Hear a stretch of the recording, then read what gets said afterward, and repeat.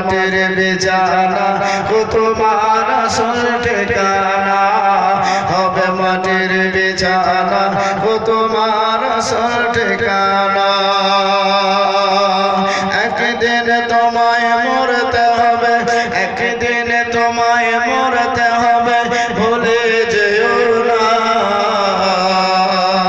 হবে মাটির বিছানা ও তোমার আসল ঠিকানা হবে মাটির বিছানা ও তোমার আসল ঠিকানা বাড়ি গাড়ি টাকা করে রেখেছে রবে না হবে মাটির বিছানা ও তোমার আসল ঠিকানা ও ইসরায়েল ফেরেশতা দিন হাজির হবে এসে চঞ্চরে যতই করো জানবে রবে শেষে বারবার বলবো না নালে কিছু ওয়াহাবীদের বন্দি আছে এরা বলবে মুর্শিদাবাদ থেকে বুলেটের বেটা বুলেট আসলে আমাদের ভয়ে কিছু বলতে আপনি শুধু সুবহানাল্লাহ বলেছেন এটা যাতে না হয় মোহাম্মদ ইশারা করে সুবহানাল্লাহ বলতে দেয় ও ইসরায়েল ফেরেশতা দিন হাজির হবে এসে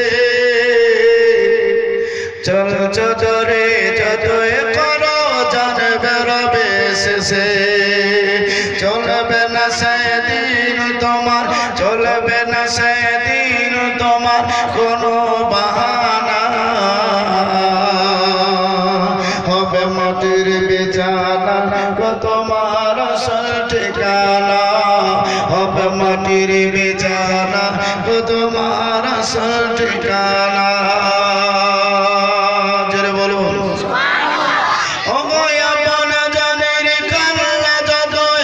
সবই শুনতে পাবে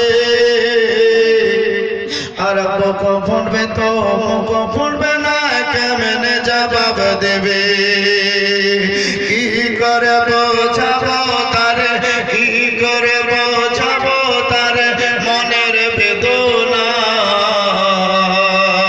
হবে মাটির বিছানা ও তোমার আসল ঠিকানা হবে মাটির বিছানা ও তোমার আসল ঠিকানা আপনারা শুনলেন জোরে বলে কাঁদবে মাতা কাঁদবে পিতা কাঁদবে ভাই কাঁদবে বসে তোমার পাশে আত্মীয় সংযোগ করবে দোয়া খোদার কাছে করবে দোয়া খোদার কাছে মুমিন মুমিনা হবে মাটির বিছানা ও তোমার আসল ঠিকানা হবে মাটির বিছানা ও তোমার আসল ঠিকানা একদিন তোমায় মরতে হবে একদিন তোমায় মরতে হবে ভুলে যেও না হবে মাটির বিছানা ও তোমার আসল ঠিকানা আমিটা ছন্দ মোহাম্মদে বলে একবার হাত উঠে দেখাই দেন আল্লাহু আকবার সুবহানাল্লাহ আবওয়া জি তবে চেষ্টা করব বাংলাতে আপনাদের শুনিয়ে দেব কারণ বাবাজি ভাইরা বহু এলাকায় যায় উর্দু তো বলতে হয় বাংলা তো বলতে হয় চেষ্টা করব যাতে আপনাদের গ্রামের মতন সচ্ছল হিসাবে একটু বাংলাটা বলে আপনাদের বোঝাইতে পারি নাকি চেষ্টা করব বুঝতে যদি না পারেন বলবেন ইনশাআল্লাহ পুনরায় দোহরাবে ওটা চেষ্টা করব যে বুঝাই দিই জি জি বলতে আছেন একদিনে তোমায় মরতে হবে ভুলে যেও না হবে মাটির বিছানা ও তোমার আসল ঠিকানা খালি হাতে এসো তুমি যাবে খালি হাতে শুধু একটি সাদা কাপড় যাবে তোমার সাথে ও আমল ছাড়া তোমার সাথে আমল ছাড়া তোমার সাথে কিছুই রবে না হবে মাটির বিছানা ও তোমার আসল ঠিকানা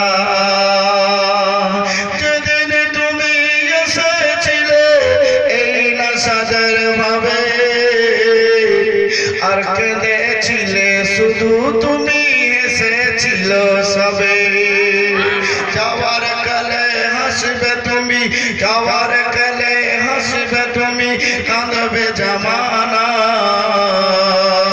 হবে মাটির বেজানা তোমার আসল ঠিকানা কি বলছেন কবি জোরে বলো ওগো এমন ভাবি মত জানো এ মুস্তাফা রয়ে আসে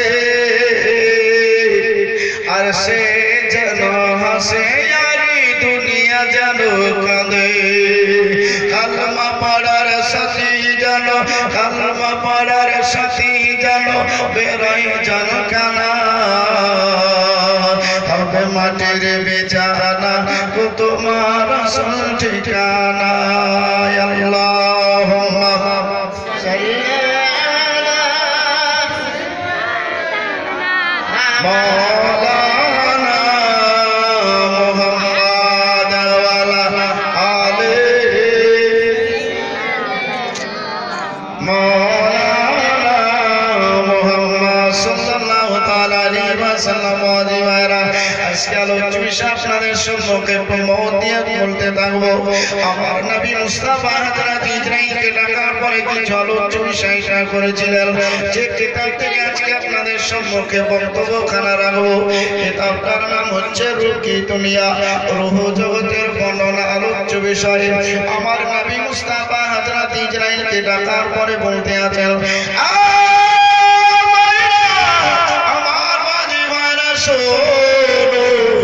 হযরত ইসরাঈলকে যখন ডাকা হয় আমার নবী মুস্তাফার সম্মুখে দাঁড়িয়ে বলতে আছেন হাবিবি ইয়া রাসূলুল্লাহ আপনি আমাকে স্মরণ করেছেন বলা তুমি এলাকায় চলে যাও যাওয়ার পরে মানুষের কিভাবে জানটা তুমি কবজ করো আমি নবী মুস্তাফা তোমার কাছে শুনতে চাই শুনিয়ে দাও সুবহানাল্লাহ আপনারা শুনবেন শুনবো জি তাহলে তো শোনাতেই হবে আমার নবী মুস্তাফা বলছেন ইসরাঈল কিভাবে মানুষের জানটা কবজ করো একটু শোনাই দাও হযরত ইসরাঈল বলছেন ইয়া রাসূলুল্লাহ তাহলে আমি বলছি তাহলে আপনি শুনেন ইসরাঈল ফেরেশতা কটা আছে একটু হ্যাঁ না করে কটা আছে একটা বজি ভাইরা এই রূহ কি দুনিয়া কিতাবের মধ্যে প্রমাণ করছে আল্লাহ ইসরাঈল ফেরেশতাকে ক্ষমতা দিয়েছেন পাওয়ার দিয়েছেন 1 মিনিটে 70,000 মানুষের জান কবজ করা পৃথিবীর যে কোনো প্রান্তে হোক না কেন 1 মিনিটে 70,000 মানুষের জান কবজ করবে এই ফেরেশতার নাম কি এর জোরে বলে আপনার জান কবজ করবে কে যারা মুখে বলবে না তারা করবে ওরা ট্রেনে মারা যাবে ওরা বাসে মারা যাবে নাকি আচ্ছা ট্রেনে বাসে মারলেও তো কেউ জান কবজ করবে না এই ফেরেশতাটার নাম কি ইসরাঈল একটু মনে রাখবেন আমি যতক্ষণ থাকবো একটু বলবো একটু মনে করিয়ে তবে চলে যাবে ওই মায়েরা এত ভেদা ভেদা করে তোমাদের পেট ভরলো না একটু মুখটাকে বন্ধ রাখো না একটু মুখটাকে বন্ধ রাখো তোমাদের মশলা বলবো যাদের মাথার চুল দেখতে পাওয়া যাচ্ছে জান্নাত পাবে কিনা যে মেয়ে ছেলে নখ পালিশ লাগাইছে ঠোঁট পালিশ লাগিয়েছে টিকলি ব্যবহার করে এই উপরকার ভুরুগুলাকে কেটে কেটে শেষ করে এরা জান্নাত পাবে কিনা বলবো একটু মহব্বতে বসে থাকো আমার নবী মুস্তাফা মেয়েদেরকে বেশি বেশি করে ভালোবেসেছেন তাই নবী মুস্তাফার মহব্বত ভালোবাসাই আমিও তোমাদেরকে বলতে আছি বেশি ভালোবাসি আল্লাহর ওয়াস্তে মুখটাকে কিছুটার জন্য বন্ধ রাখো তো জান কবজ করনে वाला ফেরেশতার নাম ইসরাঈল আজরাইল বলবেন না আজরাইল বলে গুনাহ হয়ে যাবে ইসরাঈল তো ইসরাঈল ফেরেশতা জান কবজ করেন আগে করে এসেছেন যতদিন দুনিয়া থাকবে ততদিন করবেন যার জান আছে তারই করবেন ইসরাঈল ফেরেশতা বলতে আছেন আমার নবী মুস্তাফার সম্মুখে ইয়া রাসূলুল্লাহ সাল্লাল্লাহু তাআলা আলাইহি ওয়াসাল্লাম যেই ব্যক্তির জানটা কবজ করি ওই ব্যক্তির সম্মুখে আমি চারটা সূরাতের মধ্যে যে কোনো একটা চেহারা হাজির করব।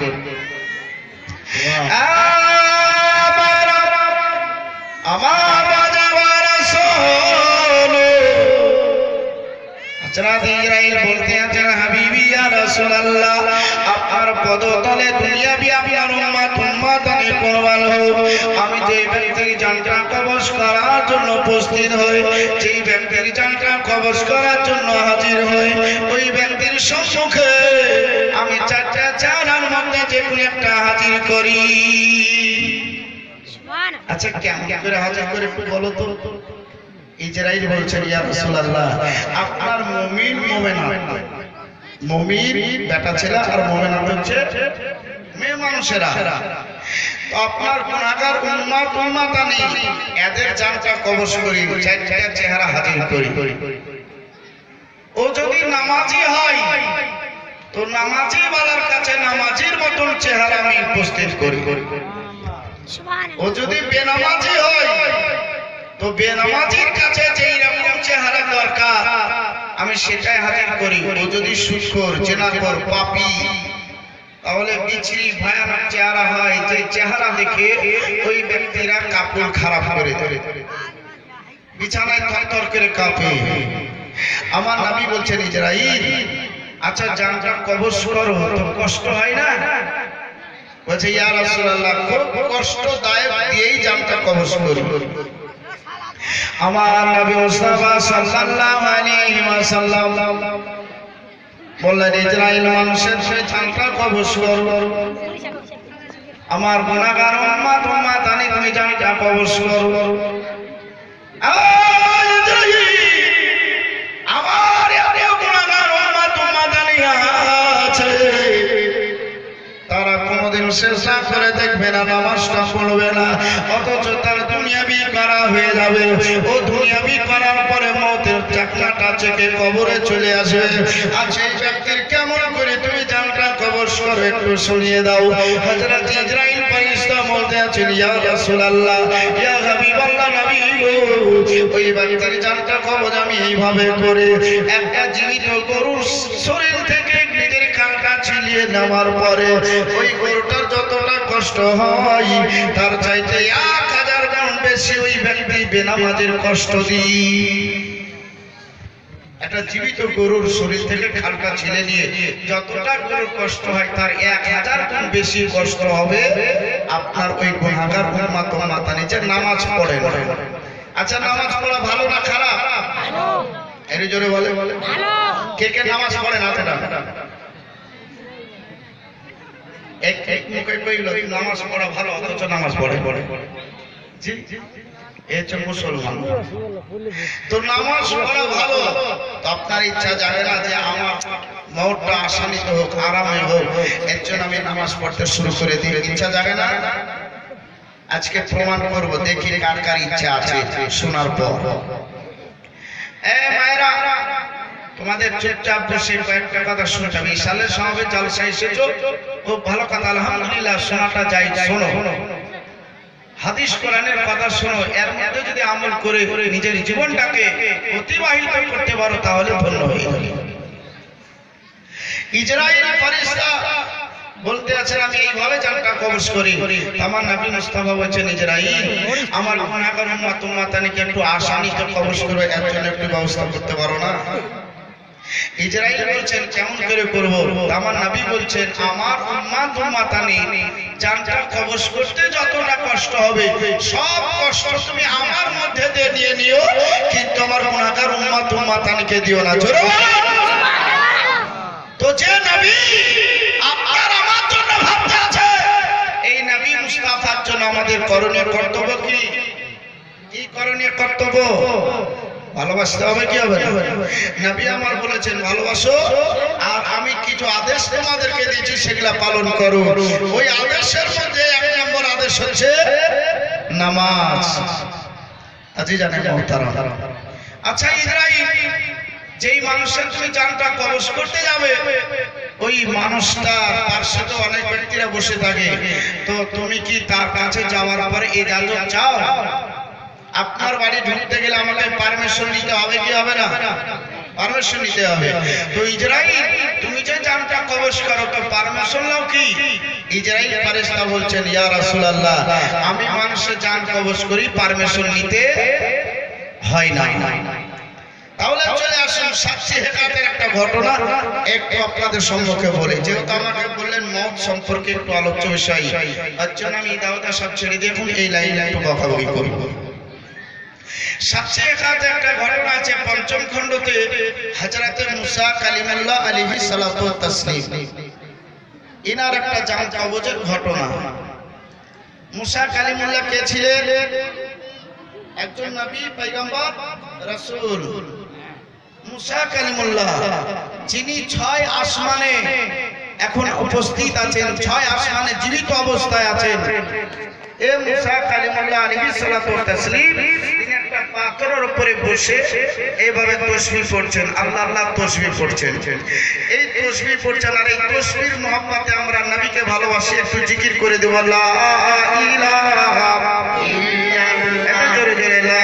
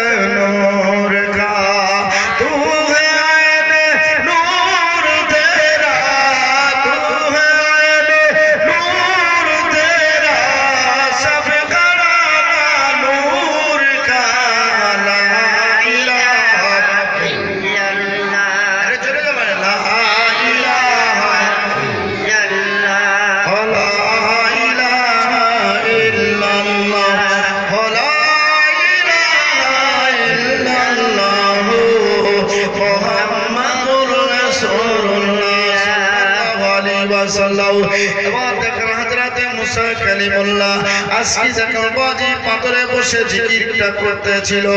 এমন অবস্থায় হযরত ইজরাইল ফেরেশতা আপনার মুসা কালিমুল্লাহর জানটা কবজ করার জন্য উপস্থিত হলেন। হযরত মুসা কালিমুল্লাহর সম্মুখে চলে আসলেন। আসার পরে হযরত ইজরাইল ফেরেশতা বলেন মুসা কালিমুল্লাহ হাতে একটা তাসবিহ নিয়ে সেখানে জপতেছিল।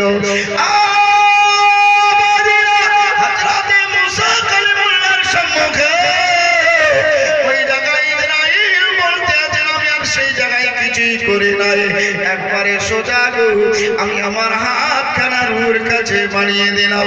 আমি হাতটা যখন বাড়িয়ে দিয়েছি আমি রোখানা বাহির করার জন্য একবারে কাছাকাছি হাতটা যখন লাগিয়ে দিয়েছি, হযরতে মুসা কালিমুল্লাহ পতারে তাকিয়ে দেখলেন, দেখছেন হযরত ইজরাইল ফেরেশতা আমার সম্মুখে উপস্থিত। বাবাজি কোনো কথাবার্তা সেখানে হলো না, একবারে সঙ্গে সঙ্গে ওই ডান হাতে পৌঁছানো একটা ইজরাইলের গালে থাপ্পড়টা মেরে দিলেন। ওই থাপ্পড় মারাই হযরতে মুসা কালিমুল্লাহ বলেন আমি এত জোরে তাকে একটা ঘুষাটা মারলাম, ওই ঘুষা মারাই ইজরাইল ফেরেশতার একটা চোখ উপরে এতটা ঝুলতে আরম্ভ করলো, চোখের তারাটা ঝুলতে আরম্ভ করেছে। ওই তারাটা নিয়ে আর ইজরাইল আর জানটা সেখানে কবজ করলেন না, ওটা ধরে সোজা আল্লাহ রব্বুল আলামিনের দরবারে উপস্থিত হয়ে গেলেন।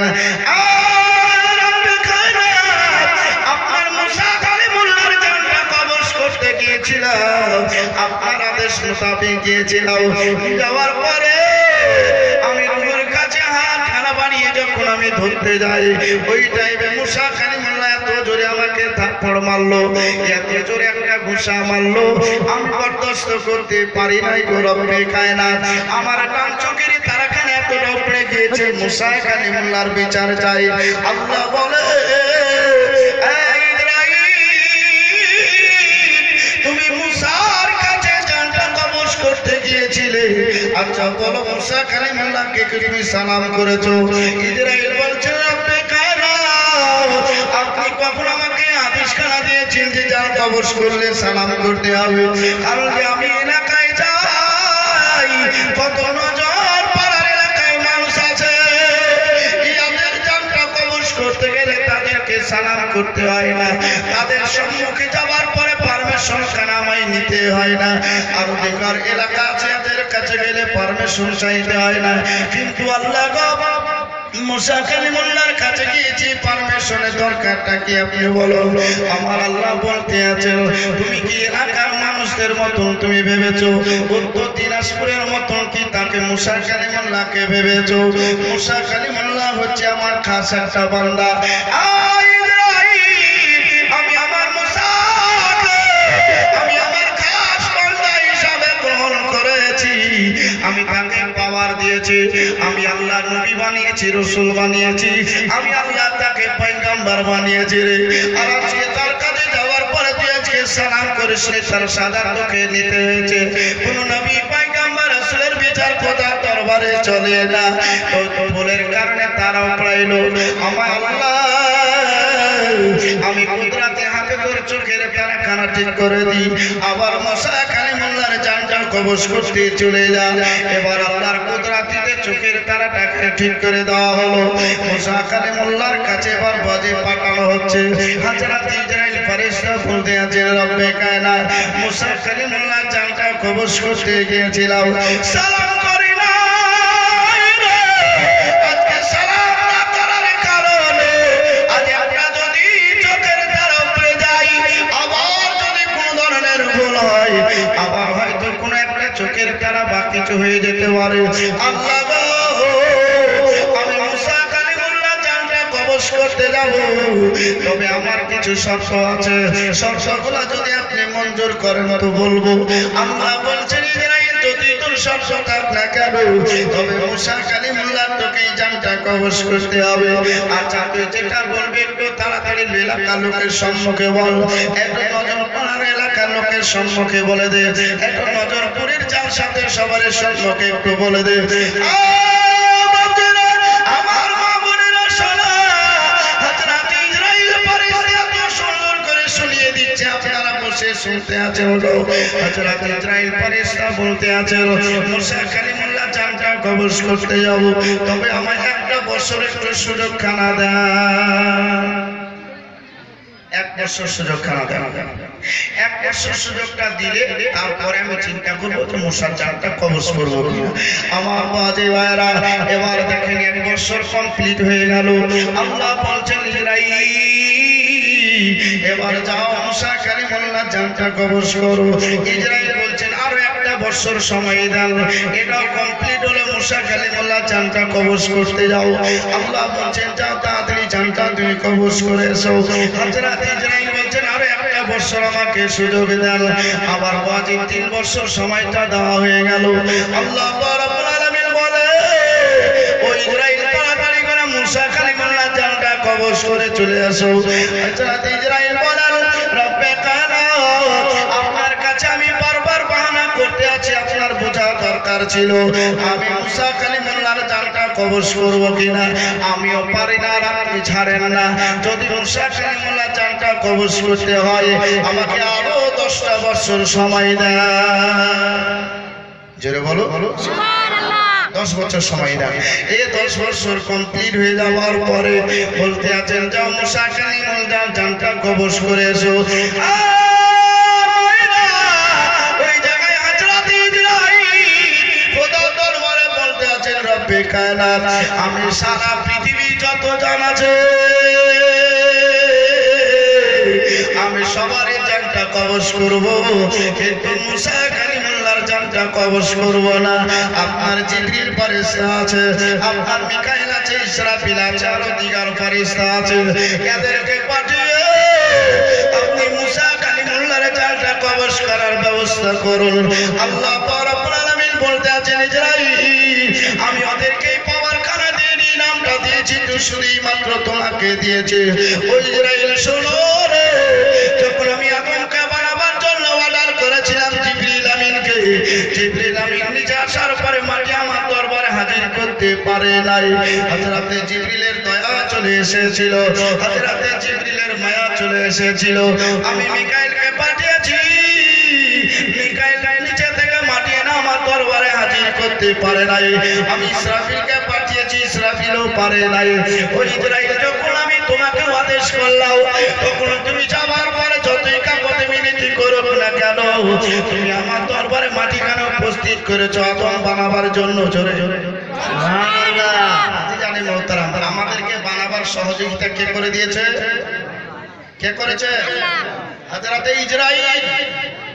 কারণ যে আদম জান বানাবে এর জন্য ইসরাঈল নিচে থেকে মাটি তুলে খোদার দরবারে পৌঁছে দিয়েছে।